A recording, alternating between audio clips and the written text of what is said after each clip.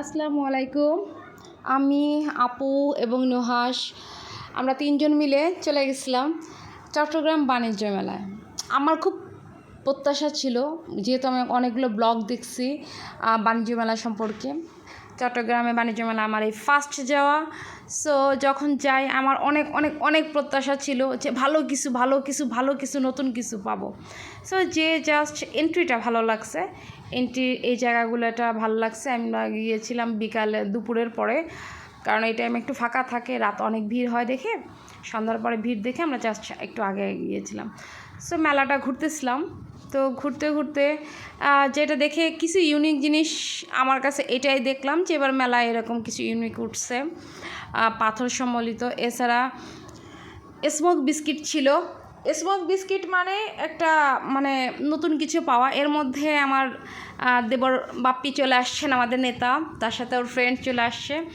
আমরা সবাই মিলে স্মোক বিস্কিট খাচ্ছিলাম। আসলে নতুন বলতে বাণিজ্য মেলায় একটা প্রত্যাশা থাকে, বিভিন্ন দেশের দোকান আসবে, বিভিন্ন দেশের দোকানের পসরা বসবে। কিন্তু আমি চট্টগ্রাম বাণিজ্য মেলা দেখলাম 200 টাকার হরেক মাল, 200 টাকার হরেক মাল, 100 টাকার 150 টাকার হরেক মাল, এবং গার্মেন্টস রিজেক্ট প্রোডাক্ট নিয়ে, জামা নিয়ে, টপস নিয়ে বসে আছে। আসলে এগুলো দুঃখজনক।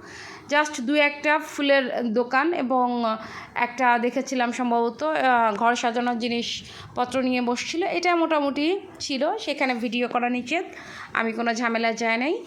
সো কেনাকাটা করার মতো কিছুই নাই। একটা ইরানি কার্পেটের দোকান ছিল, অনেক দাম, প্রাইস বাজারের থেকে অনেক হাই। আপনি এই বাণিজ্য মেলায় এসে কী পাবেন? নিম্নবিত্তরা যদি আসে তারা ঠকে যাবে, কারণ 2 টাকার জিনিস 4 টাকায় নিতে হচ্ছে। আর মধ্যবিত্তদের জন্য এটা কোনো জায়গাই না, এবং উচ্চবিত্তরা এসে এখানে কিছুই পাবে না। আসলে মেলার নামে 200 টাকা 150 টাকার ফিক্সড প্রাইস বসায় জাস্ট বিক্রি করতেছে।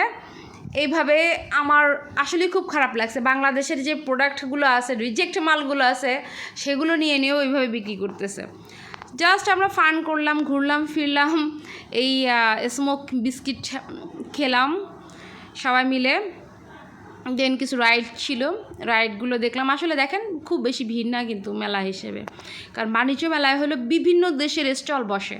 আর এখানে জাস্ট পাকিস্তানের একটা জুতার দোকান দেখছি, ইন্ডিয়ার মনে হয় এরকম একটা ছিল, আর ইরানি সম্ভবত একটা দোকান ছিল, কার্পেটের দোকান। এছাড়া সব নর্মাল দোকান, হাই প্রাইস রেন্ট লাগা রাখছে, যেটা বাইরে খুব ভালো পাওয়া যাবে। জাস্ট মেলাটা ঘোরা যাবে, এই জন্যই ঘুরলাম। কিন্তু এখানে আসলে আগে যে গতানুগতিক যে মেলাগুলো ছিল, বাণিজ্য মেলা বলতে একটা এক্সট্রা ক্রেজ ছিল, সেটা কিন্তু এখানে পাওয়া যায় না এবার। একদমই বাংলাদেশের প্রোডাক্ট দিয়ে এরা পুরো মেলার ভরে রাখছে। আমার কাছে আসলে হতাশ লাগছে এবারে মেলাটা সম্পূর্ণ।